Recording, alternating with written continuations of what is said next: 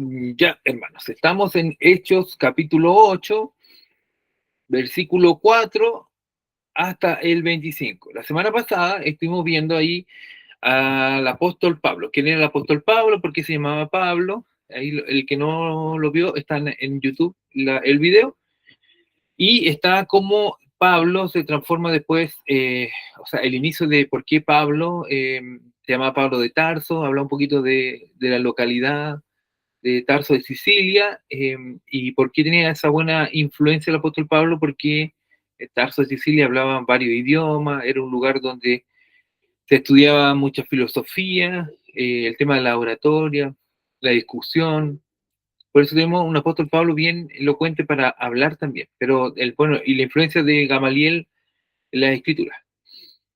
De ahí, del versículo 4 en adelante, se salta, y ya no nos habla del apóstol Pablo hasta el capítulo 9. Entonces aquí hoy día vamos a ver que el evangelio se empieza a expandir. Recordemos que dice que y me seréis testigos en Jerusalén, Judea, Samaria, ¿cierto? Jerusalén, Judea es parte de la persecución donde tienden a expandirse los hermanos de la iglesia de Jerusalén. Entonces ahora vamos a ver esta parte de Hechos 8, versículo 4 al 25. Entonces yo lo voy a leer acá. Si tienen Biblia, lo pueden buscar. Hechos 4 al 25. Dice, predicación del Evangelio en Samaria. Pero los que fueron esparcidos iban por todas partes anunciando el Evangelio. Entonces Felipe, descendiendo a la ciudad de Samaria, les predicaba a Cristo. Y la gente unánime escuchaba atentamente las cosas que decía Felipe, oyendo y viendo las señales que hacía. Porque de muchos que tenían espíritus inmundos salían estos dando grandes voces, y muchos paralíticos y cojos eran sanados. Así que había gran gozo en aquella ciudad. Pero había un hombre llamado Simón, que antes ejercía la magia en aquella ciudad, y había engañado a la gente de Samaria, haciéndose pasar por algún grande. A este oían atentamente todos, desde el más pequeño hasta el más grande, diciendo, este es el gran poder de Dios. Y le estaban atentos, porque sus artes mágicas les había engañado mucho tiempo. Pero cuando creyeron a Felipe, que anunciaba el evangelio del reino de Dios y el nombre de Jesucristo, se bautizaban hombres y mujeres. También creyó Simón mismo, y habiéndose bautizado, estaba siempre con Felipe, y viendo las señales y grandes milagros que se hacían, estaba atónito.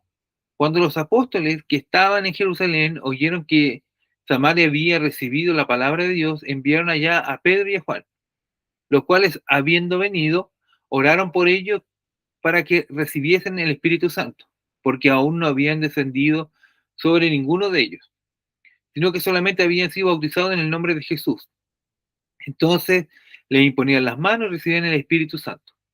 Cuando vio Simón que por la imposición de las manos de los apóstoles se daba el Espíritu Santo, les ofreció dinero, diciendo, dame también a mí este poder para que cualquiera a quien yo impusiere las manos reciba el Espíritu Santo.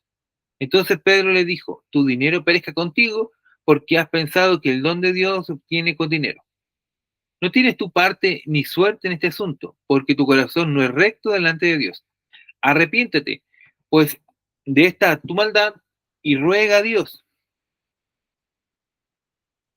si quizás te sea perdonado el pensamiento de tu corazón, porque en hiel de amargura y en prisión de maldad veo que estás.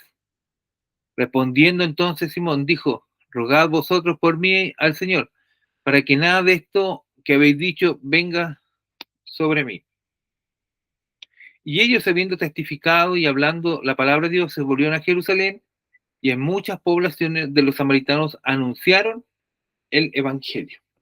Esa es nuestra lectura de hoy día. Y la idea es que podamos ver cómo Dios obraba milagrosamente para la expansión del reino de Dios. Consideremos esto súper importante porque el Evangelio se expande por distintos motivos, pero se expande en el anunciar el mensaje del Señor. Primero, el Señor dice en Hechos 1:8, y me seréis testigos en Jerusalén, en Judea, en Samaria y hasta lo último de la tierra.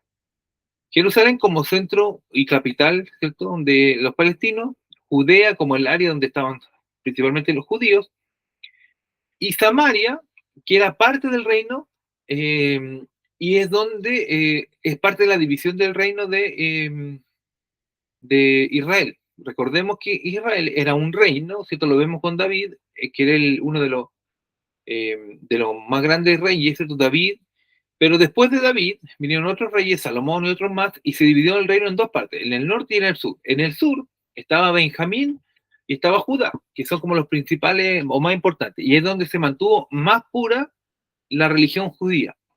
Pero en el norte estaban los otros hermanos o las otras tribus de Israel, y en el norte estaban eh, una parte de los que estaban ahí, y en la ciudad de Samaria es donde había tenido más influencia de otras culturas persas y, bueno, los que lo habían conquistado, había absorbido más cultura, pero ellos también practicaban el judaísmo, pero con algunas influencias culturales de los dominantes. Por eso, dice, los judíos y los samaritanos, cuando Jesús habla y la mujer samaritana, ¿se acuerdan? Que les dice, los judíos y samaritanos no se juntan, pero habla de que los judíos, los del sur, no se juntan con los del norte, pero los dos son parte de la tribu de Israel. Los dos, Samaria también. Solamente que Samaria había tenido influencia y que los judíos, en el caso de la tribu de Benjamín y de Judá, consideraban como impura. Porque para los judíos de la tribu de Benjamín y de Judá, cualquier influencia extranjera era abominación, o blasfemia, o inmundicia. Recordemos la aplicación del domingo, cuando dice que los discípulos no se lavaban las manos para comer, porque no era solamente porque estaban sucios, sino que tocar a una persona extranjera o que venga de alguna, en realidad extranjero, que no sea judío, para ello era contaminación. Por eso los judíos de la tribu de Benjamín y de la tribu de Judá consideraban que los samaritanos, que eran judíos también, estaban contaminados, eran impuros, porque tenían influencias extranjeras. Por eso esa gran rivalidad, ¿cierto? Es como, en el fondo, es como dos corrientes, una, los evangélicos y los católicos, que no se puedan llevar, una cosa así. Pero en el fondo, en el trasfondo, los dos grupos eran judíos. Por eso, nosotros encontramos a Jesús yendo a los samaritanos, y lo vemos no solamente con la mujer samaritana, sino que a través de la mujer samaritana el evangelio se expande ahí. Porque la mujer samaritana, nosotros la vemos y ella predica el evangelio, anuncia de Jesús, pero después la gente viene a Jesús y ahí también cree. Porque le dicen ahí en el texto, nosotros creímos a las palabras que tú nos dijiste, pero ahora que lo hemos escuchado a él, creemos en Jesús. Por eso Jesús va a los samaritanos, porque Jesús va a su pueblo también, a las tribus de Israel. Y por eso dice, me seré testigo en Jerusalén, Judea, ¿cierto? Jerusalén como centro neurálgico de la religión judía, Judea como la principal, podríamos decir, muestra del judaísmo, Samaria como también parte del judaísmo, y lo último de la tierra, ya los gentiles. Entonces ahí encontramos de una pureza de Jerusalén, Judea, Samaria y hasta el último de la tierra, como Dios extiende el mensaje del Evangelio a todas las naciones. Por eso también encontramos en estos textos que Dios va a expandir este nuevo avivamiento que tenemos en Hechos capítulo 2, que parte en Jerusalén, y lo expande también a los samaritanos, que también eran judíos. Entonces ellos también entendían la ley. ¿Qué encontramos en el texto hoy día? Espérenme un poquito, voy a... Ahí. ¿Qué encontramos en el texto? Que Dios, a través de la providencia de Él, ¿cierto? Como Dios provee, permite que la persecución se dé como providencia en la persecución. Primero, lo que analizamos en los capítulos anteriores es que Dios llama a diáconos. Tenemos los apóstoles, los 12 apóstoles, que primero tienen que haber sido testigos de Jesús y de su resurrección y habían andado con él. ¿cierto? Como apóstoles, para mostrar los 12, ya lo hemos hablado un poquito, los 12 como las 12 tribus, ahora los 12 apóstoles representan el nuevo pueblo de Dios, pero Dios también llama, lo vimos en los capítulos anteriores, a diáconos. La palabra diáconos son servidores, pero no son solamente meseros, sino son personas llenas del Espíritu Santo y que también anuncian el mensaje. Y por eso la providencia de Dios parte desde la persecución, porque el martirio de Esteban es un gran mensaje y es una gran predicación, no el martirio en sí, pero la exposición que hace Esteban de la palabra de Dios, tomando desde el Antiguo Testamento hasta llegar a Jesús y les dice, ustedes lo mataron, era parte del plan de Dios para que el mensaje de Dios se pudiera expandir. Entonces, la persecución violenta que estalla contra la iglesia de Jerusalén permite y provoca, ¿cierto?, que los creyentes huyeran de Jerusalén hacia las regiones de Judea y Samaria. ¿Qué pasa? Que ellos huyen de ahí y llegan a otros lugares, que al llegar a otros lugares pueden también predicar. Entonces, por eso hablamos de la providencia de Dios. ¿Por qué Dios lleva el mensaje a los samaritanos? No es porque los judíos querían ir a Samaria, ¿cierto? Sino que la persecución lo hizo arrancar a Samaria. Y Dios va a utilizar soberanamente la oposición y las pruebas para movilizar a su pueblo y llevar el evangelio a nuevas fronteras culturales y geográficas. Ya no solo están en Jerusalén, sino que la misma persecución, la muerte de Esteban, la persecución que tiene la iglesia, hace que ellos escapen por su vida, en el fondo, pero al escapar, ellos llegan a nuevos territorios para anunciar el mensaje del Señor. ¿Qué provoca esto? La expansión incontenible. Consideremos que hasta aquí ya tenemos más de 8.000 hermanos en Hechos, más de 8.000 personas que habían creído en el Señor. Por lo tanto, la persecución no destruye la iglesia, como se piensa, ¿cierto? Gamaliel va a decir esto, que los dejen nomás predicar, porque si es de Dios, o sea, si no es de Dios, va a fracasar, pero si es de Dios, va a permanecer. Y es lo que pasa. La persecución no destruye la iglesia, sino actúa como un catalizador divino que los dispersos, los que están siendo perseguidos, predican la palabra en todas partes. ¿Qué es lo que vemos en Samaria? No es que los hermanos tenían el deseo de ir a predicar a Samaria, sino que la misma persecución, la muerte de Esteban, y la búsqueda de lugares donde no hubieran judíos, porque esto es lo que pasa, no hubieran judíos fariseos, ¿se acuerdan? Los del Sanedrín, los que perseguían a la iglesia, los hermanos que estaban siendo perseguidos arrancaron a lugares donde no existiera esta persecución, que era de los judíos. Porque a veces piensa que la persecución fue de los romanos, pero inicialmente la persecución fue de los judíos. Empezaron a perseguir a los cristianos.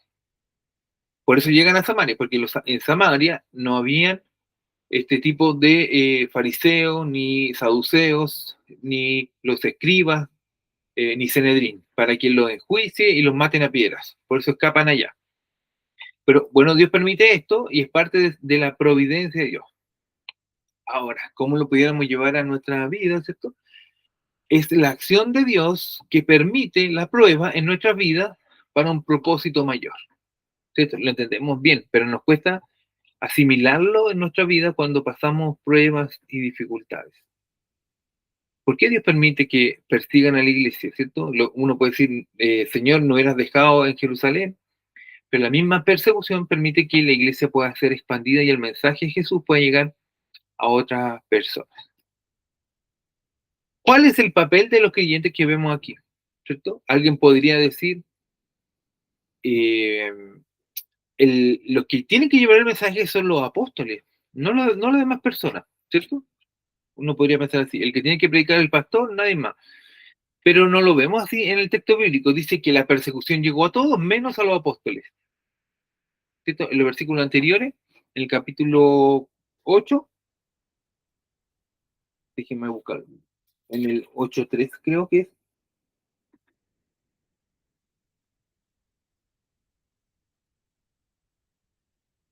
En el versículo 1 dice, en aquel día hubo una gran persecución contra la iglesia que estaba en Jerusalén. y todos fueron esparcidos por las tierras de Judea y Samaria, salvo los apóstoles. Si ustedes se dan cuenta, en el texto bíblico, todos arrancaron, menos los apóstoles.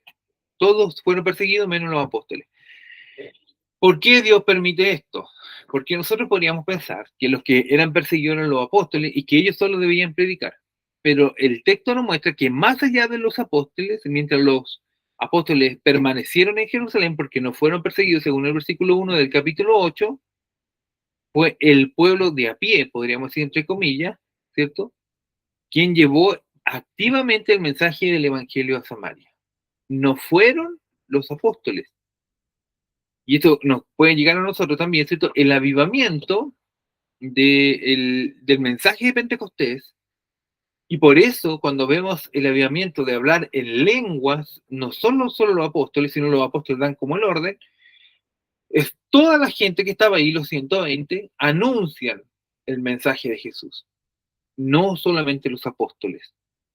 Por eso Dios permite la persecución, y a los apóstoles los deja ahí cuidadito, y permite la persecución de todas las personas para que puedan ellos llevar el mensaje del Señor. Entonces, ¿qué es lo que vemos acá? Es un mensaje de la actividad propia del creyente. ¿Cuál es la actividad del creyente? Predicar el Evangelio, ¿cierto? Del discípulo, anunciar lo que dice su maestro. Por lo tanto, nosotros no podemos esperar y ser personas espectadores de lo que Dios hace, sino que Dios permite que nosotros seamos parte activa del proyecto de Dios. Y eso tenemos que tenerlo claro nosotros, ¿cierto? Uno no puede esperar que, eh, que todo lo hagan algunas personas o profesionalizar la predicación, ¿cierto? Es una responsabilidad compartida. Eso es lo que nos quiere mostrar. El ministerio de Cristo no está reservado únicamente para profesionales, podríamos decir así, ¿cierto? O gente especializada, sino que cada creyente debe ser un participante activo de la misión y no un mero espectador. Entonces tenemos algo, no son solo apóstoles, sino que hay una responsabilidad compartida de llevar el mensaje. ¿Y qué mensaje? Un mensaje público, el mensaje de Jesucristo. No es una fe privada, es una fe pública. Entonces, a pesar de que la fe, ¿cierto? Podríamos decir, la fe cristiana es profundamente personal, pero jamás puede ser privada, ¿cierto? Nadie puede saber. Y aquí hay varias explicaciones de esto, pero no existen cristianos de servicio secreto. Todos los cristianos, por naturaleza de lo que Dios hace en su vida, deben hablar lo que Dios ha hecho con ellos. Jesús cada vez que tenía un encuentro con personas le decía, cuenta lo que Dios ha hecho, ¿cierto? Y la mujer samaritana fue y contó a todos los que estaban alrededor lo que Dios había hecho, lo que le había hablado. ¿Qué es lo que vemos aquí? Los hermanos que son perseguidos en la persecución de Jerusalén son los que se mueven y llevan el mensaje a Samaria, que era un poblado como de primos, podríamos decir así. ¿A quién vemos liderando esto? A Felipe, un diácono. Y podríamos decir un diácono y evangelista. Porque el diaconado bíblico es un ministerio integral que no se limita a la administración o al servicio, ¿cierto? Alguien puede decir, los diáconos solamente tienen que, no sé, servir las mesas como vemos en el texto, pero no. El llamado del diaconado es un llamado a hombres y mujeres que son llenos del Espíritu Santo, eso nos muestra la palabra del Señor, ¿cierto? Lo vimos en el llamado del diaconado, llenos del Espíritu Santo y que son convocados por la iglesia, y es un ministerio integral para anunciar también el mensaje de Dios. Entonces es un servicio primero para los necesitados, administración de recursos y atención a las viudas, que fue liderando a los apóstoles, fue liberando a los apóstoles de esa labor. Es un acompañamiento, un trabajo conjunto, el diaconado. Vemos a la iglesia, ¿cierto? Recién lo dijimos, la iglesia completa, los hermanos llevando el mensaje, y a un diaconado que sirve, pero también que evangeliza. ¿Cómo evangeliza? Proclamando la palabra de Dios. Una evangelización activa Porque el texto nos dice que Felipe predicaba a Cristo, no se predicaba a sí mismo, ¿cierto? Predicaba a Cristo y con confrontación directa con la opresión demoníaca en la ciudad, porque lo que hacía era liberación de endemoniados y sanidad a los que estaban enfermos. Entonces, si nosotros nos analizamos esto para nuestras vidas, ¿cierto? Pensando en nosotros, todos nosotros estamos llamados a esto, ¿cierto? En la iglesia no solamente es un club donde servimos, sino es un llamado de congregación, eso es la palabra iglesia, es un llamado a la congregación de santos que se sirven mutuamente, pero que se anuncian el mensaje, entre ellos y a los demás. Estamos llamados a predicar el mensaje del Señor. Por lo tanto, hermano, ninguno de los que está hoy día conectado aquí tiene excusa para no predicar el mensaje del Señor. Tenemos que anunciarlo. A veces no tenemos tantas palabras, pero bueno, es el Señor quien da las palabras para anunciar el mensaje. Es nuestra responsabilidad también estudiar la palabra de Dios, para anunciar lo que el Señor tiene para nuestras vidas y para los demás. Es nuestra responsabilidad también leer la palabra de Dios, ¿cierto? Alguien puede decir, yo no sé nada, pero si usted lee la palabra de Dios, estudia la palabra de Dios, es una persona, como decían antes a los bautistas, los que eran bíblicos, los bautistas, ¿cierto? Antes no había que poner el letrero bautistas bíblicos, porque se entendía que todos los bautistas son bíblicos. Bueno, ese es nuestro llamado también a nosotros, que todo lo que hagamos esté de acuerdo a la palabra del Señor, porque nosotros estamos llamados a anunciar el mensaje de Dios como discípulos. Bueno, si Dios los trajo a Coyhaique, de donde venían, ¿cierto? Todos, ¿cierto? Manu de allá de la zona de Valparaíso, la Nati de Talca, la hermana Karen de Estados Unidos y de distintos lugares, la Vale de Conce, la hermana Judith de Talcahuano, yo de Puerto Aysén, ¿cierto? Dios nos moviliza a todos, ¿para qué? Para que anunciemos la palabra de Dios aquí en Coyhaique. Nos mueve el Señor para anunciar el mensaje de Dios aquí en Coyhaique. No es casualidad que Dios haya previsto que de distintos lugares nosotros nos movamos y prediquemos hoy día aquí en Coyhaique. Porque aquí está la necesidad y donde Dios nos quiere usar. Tenemos que ser conscientes de eso. No fue casualidad que estemos aquí. Eso quiero contar.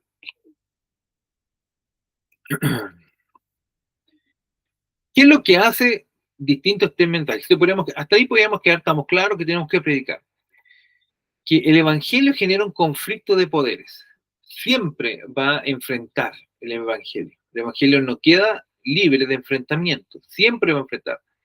Y lo que primero vemos aquí, a un hombre, Simón el mago, ¿cierto? Lo vemos ahí, que era un ilusionista, era un hechicero, practicaba artes mágicas, tenía un control mediante el terror, el asombro y el engaño de las personas. Primero los controlaba. Podríamos decir, era un manipulador, un ilusionista, un hechicero, tenía un falso poder basado en trucos y en manipulación humana.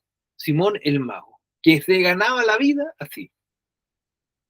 Pero tenemos un poder divino mostrado en Felipe. Liberación real de posesión demoníaca y de la parálisis, esto es lo que lo vimos en el texto, que trae gozo y sanidad genuina a la ciudad. La manifestación auténtica del poder de Dios y su reino. ¿Qué es lo que nos muestra el texto?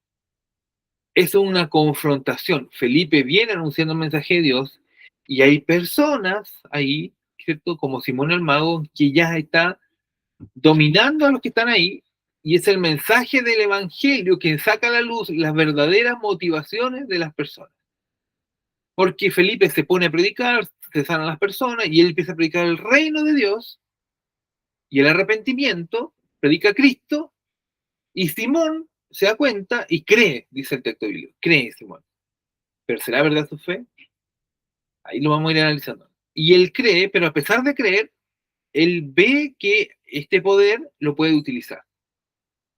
Por eso quiere comprarlo. Porque su motivación de manipulación, de generar terror y hacer este efecto mágico, le lleva grandes dividendos. Entonces va a tratar de usar. ¿Y qué es lo que muestra aquí? El Evangelio revela los poderes malignos del amor al dinero, enfrenta los deseos carnales que nosotros mismos tenemos. Por eso encontramos este pecado que es la simonía, que es una palabra que viene de Simón, ¿cierto? Que usted le borra la IA que en Simón. ¿Qué es la simonía? Es el intento de comprar o vender cargos eclesiásticos, dones espirituales o favores divinos. Una forma de corrupción mercantilista recurrente en la historia. La simonía es una palabra. ¿Qué representa este pecado? Que Simón realizó el intento perverso de comprar estos oficios eclesiásticos, el ungimiento de las personas. Comprar el don espiritual o favor del Espíritu Santo con dinero. ¿Qué nos muestra esto? Que en el transcurso de la historia, esto siempre ha pasado. Gente que ha querido comprar el poder de la religión para dominar a otros. Recordemos, hermanos, la reforma, ¿cierto? Tenemos la reforma. ¿Qué pasó? ¿Por qué se existió la reforma? Por las indulgencias, ¿cierto? Se estaba construyendo la Basílica de San Pedro, llevaban muchos años trabajando en eso, el Estado Vaticano estaba quedando sin recursos, ¿cierto? El Vaticano para construir este gran monumento que estaban haciendo en Roma, entonces crean el sistema de indulgencias para el pago de las personas que estaban en el purgatorio, entonces pagando ahí la gente se liberaba y era llevada al cielo. Entonces mucha gente tenía que estar pagando constantemente por el perdón de pecados. Eso es una simonía. Comprar la salvación, querer con los propios recursos lograr cosas para beneficio personal. Pero también lo vemos hoy día en personas que quieren comprar cargos, ganarse puestos, o incluso pastores que se ungen solo, o personas que se generan cargos, ¿cierto? Hoy día vemos apóstoles, no sé, cada vez hay más cargos en gente, mientras más título tenga, más grande es. Bueno, todos son tentaciones del poder que están muy alejados del reino de Dios. Por eso Simón presenta este pecado, la simonía, querer comprar para obtener poder, querer tomarlo de Dios para llevarlo al poder humano. Qué peligroso eso, qué peligroso sería para nosotros también usar la religión, usar la fe de Dios para nuestros propios beneficios. Bueno, eso existió, existe hoy día, y uno del pecado podríamos decir más feo, pero terrible también, terrible. Gente que usa el evangelio para manipular a otros. ¿Qué es lo que nos muestra el texto? La respuesta de Pedro, ¿cierto? Con Juan. Que tu dinero perezca contigo. Dios no está a la venta, la gracia de Dios no se puede ganar, no se puede pedir prestada, no se puede lograr, no se puede merecer y jamás se podrá comprar la gracia de Dios. Por eso lo que nos vemos acá es que el Evangelio es algo divino, es un don, una gracia de Dios, ¿cierto? Entendemos la idea de las gracias, que es un regalo inmerecido, no lo merecíamos. Es más, la paga del pecado es muerte, y nos dice el texto bíblico, todos merecíamos la muerte, pero Cristo viene a morir por nosotros. Por eso, el Evangelio de Dios radica trascendentalmente en que nosotros entendamos que es una gracia divina para nosotros. Por eso en el Evangelio no pueden haber estructuras de poder que limiten a las personas a acercarse a Dios. Por eso Santiago va a decir que la religión verdadera es la que se preocupa de las necesidades de los pobres, de las necesidades de los desvalidos. La religión verdadera o el Evangelio de Jesucristo es un Evangelio que va a los necesitados y no busca poder en sí misma, sino a través del poder del Evangelio que transforma la vida en los corazones. La religión hoy día se transforma en un arma de poder en el mundo.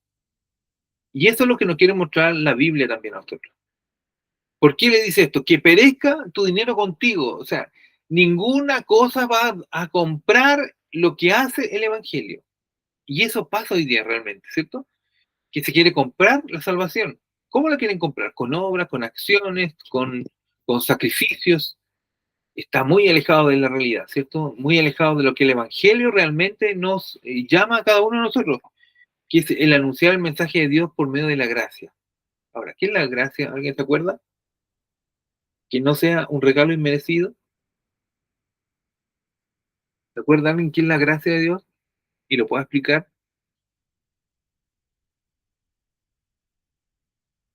pero no como un regalo inmerecido. Es un don. ¿Y cómo lo podemos explicar, hermana Judith? Como un don perfecto que nos da el Señor. Claro, ¿cierto? Un regalo grande de Dios. Ya, vamos, yo voy a tratar de explicarlo como lo entiendo yo. Ahí usted, porque esto, de repente estos conceptos son, uno lo asocia al concepto, pero es difícil explicarlo con palabras. Pero yo lo entiendo así. Es como si yo le debiera plata a la hermana Judith. Hagamos que yo le debo plata a la hermana Judith, ¿cierto? Ya. Yo le debo a la hermana Judith, pongámosle 1.000.000 de pesos. La hermana Judith me lo prestó, yo le dije, le voy a pagar a la hermana Judith en un mes. Pasó un mes, no le pagué. Pasaron 2 meses, no le pagué. Y ella me lo prestó con intereses, porque obviamente la plata se presta con intereses. Y cuando pasaron los años, mi interés aumentó, y yo ya no le debía 1.000.000, pongámosle, ya le debía 10. Pero un día la hermana Judith dice, yo voy a pagar la deuda. O sea, ya no me debes nada, ¿cierto? El millón que te di más los 9 millones de intereses, yo lo voy a pagar.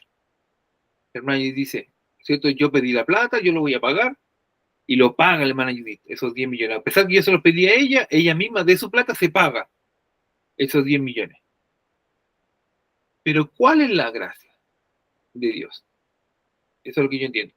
La gracia de Dios no es solamente el pago de esa deuda, sino que la hermana Judith no solo pagó mis 10 millones que yo le debía con todos los intereses, sino que la hermana Judith me da a mí $1.000.000. O sea, mucho dinero más. 1.000.000.000 más. Esa es la gracia de Dios. Porque no solamente es que me perdonó mi deuda, sino que la gracia de Dios nos da el regalo más grande que podemos tener, que es la salvación. Que no solamente perdonó mi deuda, que yo merecía todo lo que tenía, y que es una acción poderosa de Dios para nosotros, y se nos muestra, como va a decir Gálatas capítulo 1, en bendiciones espirituales que sobrepasan toda nuestra capacidad de entender. Es una bendición de Dios gigante, porque a veces pensamos que Dios nos perdonó nuestro pecado. Parece que alguien escribió en el chat. Voy a ver un poquito. Y si el que escribió quiere hablar, mejor que hable. Déjenme buscar el chat, porque parece que vi que pasó algo en el chat. Denme un segundo. Sí, la hermana Nati escribió. ¿Y puedes leerlo tú, vale? Que no lo puedo leer. Ok, dice, la gracia nos revela nuestra condición pecadora y nuestra condena de muerte, que ha sido perdonada por Dios, sin que hayamos hecho nada por ello, regalándonos la salvación eterna.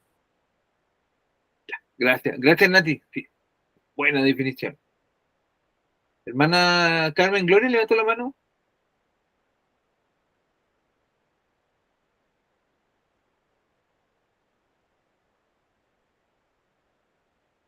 O levantó la mano para decir amén, parece.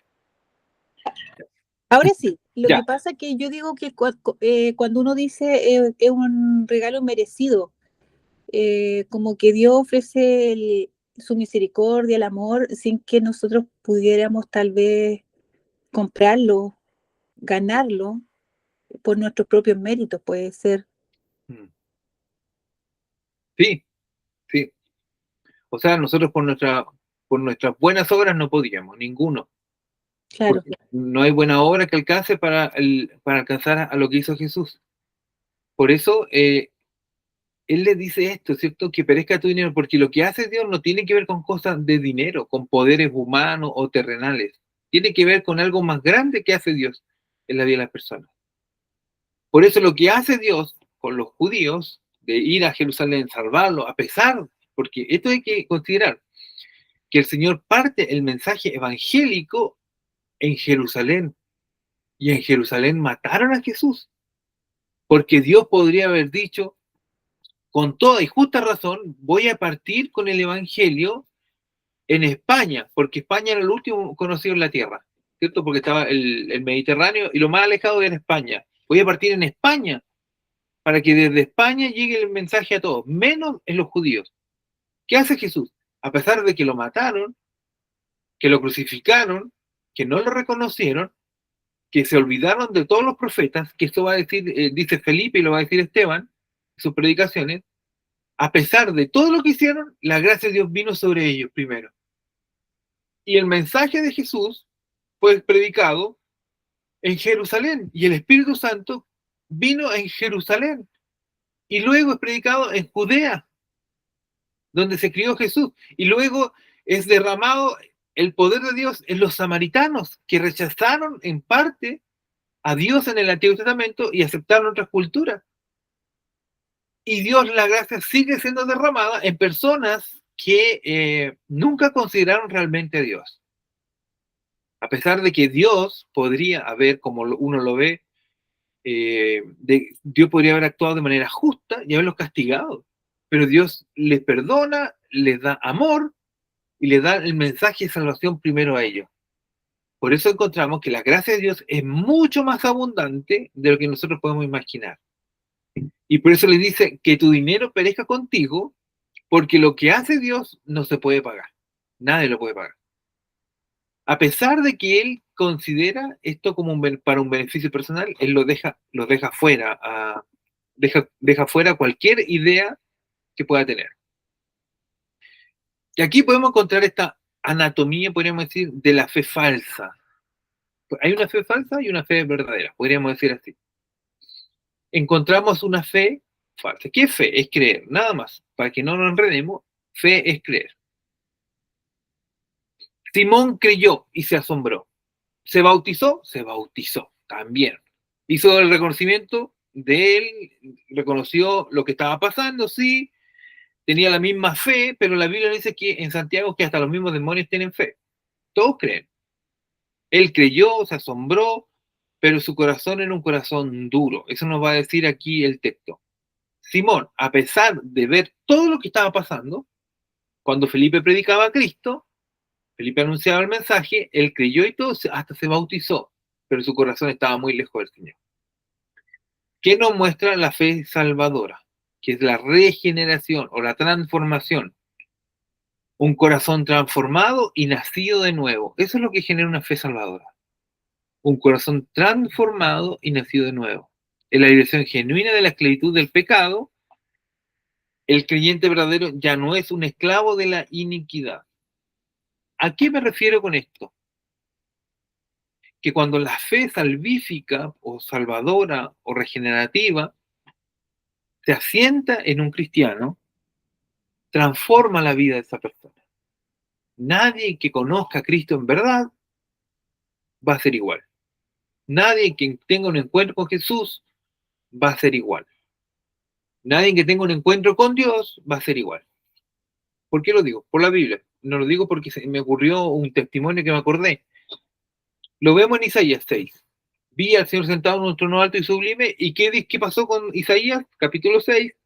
Que ve al Señor sentado en un trono y los ángeles cantando Santo, Santo. Y dije, ay de mí que soy inmundo de labios, ¿cierto? Y vino un ángel y le quemó la boca. Y ahí dijo, me aquí, envíame a mí. ¿Qué pasó con Jeremías? Cuando lo llamó, lo mismo. Tuvo un encuentro con Dios y fue transformado. ¿Dónde me muestra en el Nuevo Testamento? Lo vamos a ver en el capítulo 9. Cuando Pablo tiene un encuentro con Dios, a pesar de todo lo que conocía, tuvo un encuentro con Jesús, camino a Damasco, no pudo ser igual. Fue transformado. Cada persona que tuvo un encuentro con Jesús genuino fue transformada. Y existe ahí esta renovación o transformación de la vida de las personas. Nadie que encuentre a Cristo realmente puede ser igual. Por eso tenemos esta fe intelectual o esta fe falsa. yo entiendo, si yo entiendo lo que, alguien puede decir, yo entiendo el cristianismo, entiendo lo que dice el cristianismo histórico, entiendo lo que dice, pero realmente no hay una transformación en su corazón. Ellos creen, pero no lo asientan realmente, no lo viven realmente, no hay una regeneración. Pero el que tiene la fe salvífica, hay una transformación en su vida. Porque la fe salvífica es un don de Dios. Y esa es la gran diferencia. ¿Y por qué? Y aquí le quiero hacer una pregunta a todos. ¿Por qué una persona que tiene fe es liberada de la esclavitud del pecado? ¿Quién me puede ayudar ahí? ¿Por qué una persona que tiene fe o una fe salvífica puede tener libertad de la esclavitud del pecado?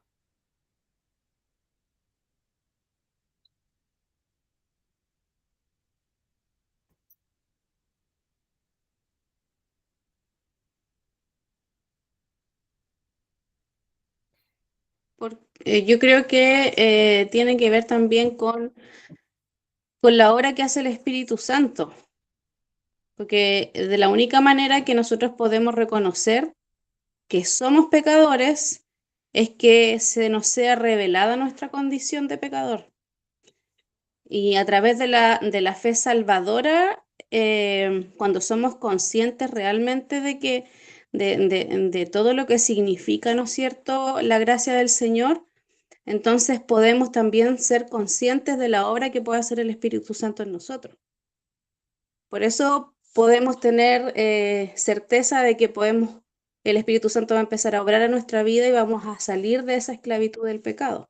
Mientras no ocurra eso, ni siquiera la gente tiene conciencia de que está en pecado.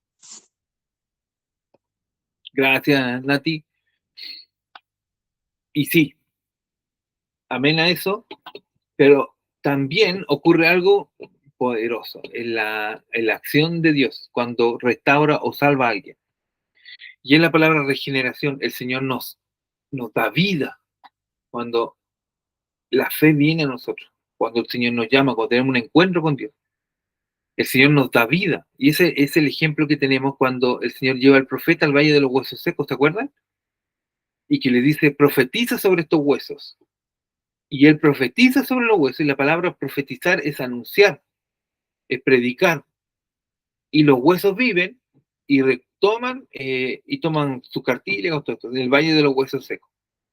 Ya, esa es una acción de la predicación del Evangelio. Es una profecía de lo que Dios iba a hacer a través de la predicación y el mensaje de Jesucristo. ¿Qué es lo que hace el mensaje de Jesús? Es que nos da vida. Por eso Jesús dice, yo soy la vida. El mensaje de Jesús en nosotros nos da vida, porque estábamos muertos, dice el texto bíblico en Romano, en delitos y pecados. Literalmente muertos. No teníamos conciencia, como dice la Nati, de nuestro pecado. No sabíamos que estábamos en pecado, porque espiritualmente muertos. Dice Juan 3:18, estábamos condenados, ¿cierto? Muertos, ya no teníamos escapatoria. Y esta acción de condenado es como cuando una persona está condenada a muerte. Y digo así legalmente, condenada a muerte, ¿cierto? Yo no soy abogado, pero pero quiero tratar de explicarlo así. Una persona condenada a muerte en el sistema penal, acá no en Chile, pero en otros países donde está la pena de muerte, significa que esa persona, desde el momento que se le condena a muerte, de ese momento hasta la sentencia, esa persona perdió todos sus derechos como ciudadano. No puede votar, ni siquiera puede optar a un dinero, herencia, nada. Esa persona legalmente está muerta. Cuando una persona está condenada a muerte, por ejemplo, ya, pongamos en Estados Unidos, su sentencia de condena llegó en abril, pero la condena a muerte llegó en abril y la sentencia donde se va a ejecutar esa condena a muerte va a ser, pongámoslo, en diciembre. De abril a diciembre, esa persona está muerta legalmente.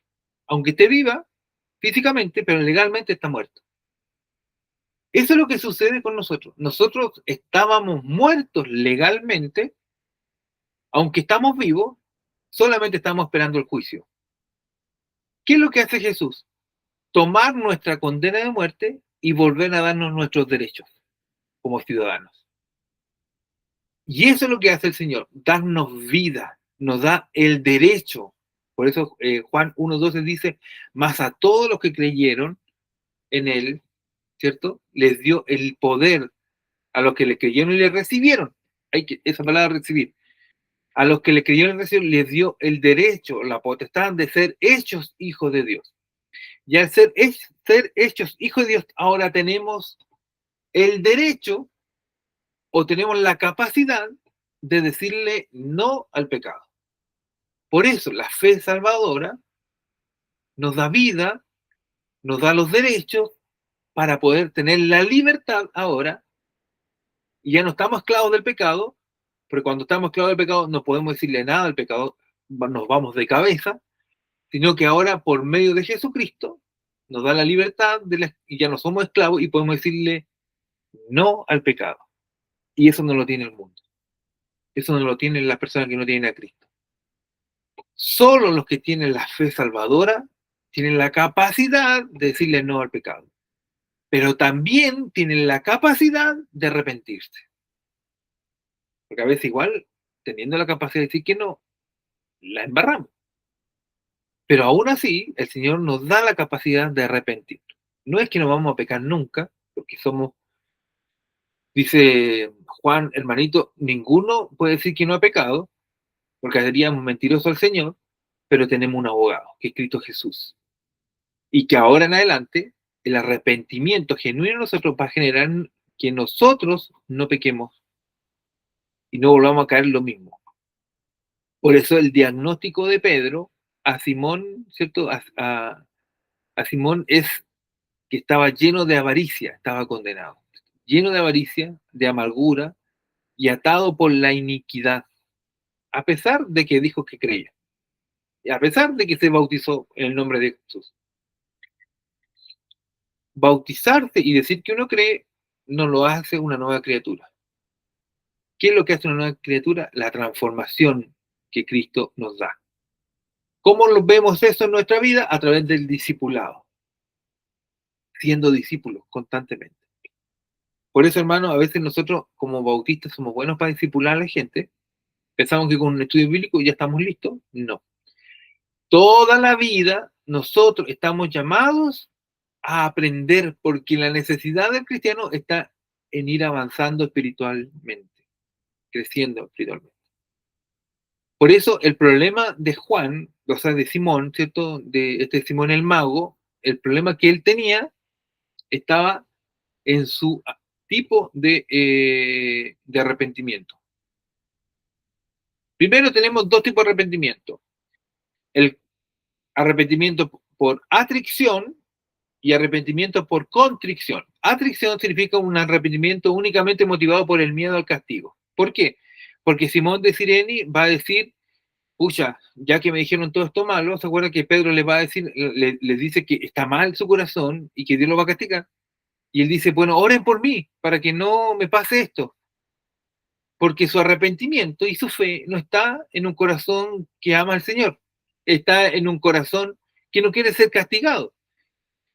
Bueno, eso lo vemos en gran parte de la humanidad hoy día. Todo el mundo se puede arrepentir y decir, yo me arrepiento para no ser castigado por el infierno, pero en el fondo no hay un arrepentimiento genuino, porque está motivado solamente por el miedo al castigo. Quiere escapar del infierno y de las consecuencias dolorosas sin sentir ningún dolor real por haber ofendido a Dios. Y esa es la respuesta de Simón. Pero a diferencia de esto, tenemos el arrepentimiento por contrición, que es un dolor profundo y genuino, verdadero, por haber ofendido la santidad de Dios, acompañado de un deseo auténtico de transformación y odio por el pecado. ¿Dónde lo vemos esto? En Salmo, ¿cierto? En el Salmo 51. Ten misericordia de mí, conforme a la multitud de tus piedades, borra mis rebeliones, lávame más y más. Y ahí encontramos un verdadero arrepentimiento, un dolor, una contrición del corazón. Se aprieta el corazón, contraer, ¿cierto? Contrición. Atricción solamente es miedo. Y la palabra, ¿cierto? Significa no hay ninguna contracción. No hay nada. Solamente es una idea racional. Me arrepiento para que no me pase nada. Pero la contrición es el verdadero arrepentimiento, que duele el corazón, duele la vida por haber ofendido a Dios, por lo que Él hizo por nosotros, ¿cierto? Él nos ha amado. Por eso el estado del corazón de Simón de Cirene era un corazón lejos del Señor. Estaba admirado de las maravillas que se producían, estaba admirado de los milagros, y su preocupación no era agradar a Dios o arrepentirse de su pecado o tener un sincero corazón buscando a Dios, sino su única intención era cómo obtener beneficios de esto. Lo podríamos ver hoy día esto en nuestra iglesia, ¿cierto? Y es triste pensar en eso, que pueda haber gente que esté en la iglesia solamente buscando algún tipo de beneficio. Cuando nosotros en la iglesia estamos llamados a servir y llevar el mensaje a otros que necesitan del Señor. Por todo lo que Dios ha hecho. Porque el verdadero sacrificio, va a decir el Salmo 51, es un corazón contrito, un corazón arrepentido por contrición y humillado, porque eso no lo desprecia el Señor. ¿Por qué? Porque ya hablamos de la gracia. Porque la verdadera gracia va a ser la redención y los dones del Espíritu Santo no se adquieren por oro ni plata, fueron comprados de una vez y para siempre por la sangre de Jesús. Entender la verdadera gracia de Dios. Por eso el mensaje de Jesús que llega a los samaritanos es un mensaje de amor, de arrepentimiento. Es un mensaje que llega a transformar la vida y los corazones de las personas. Es un mensaje que en vez de llevarlos a ellos y decir, ustedes se apartaron de Dios 500 años antes, Jesús no toma en cuenta esos 500, 600 años y va a ellos. Y va y le anuncia la salvación. Y va y anuncia la restauración del reino de Dios. Va y los llama al perdón. Porque ese es el mensaje de Jesús. No es un mensaje basado en los poderes humanos, en los poderes terrenales, un mensaje basado en la gracia del Señor para nosotros.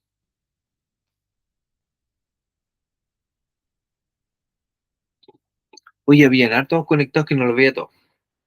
¿Alguien quiere comentar algo, decir algo?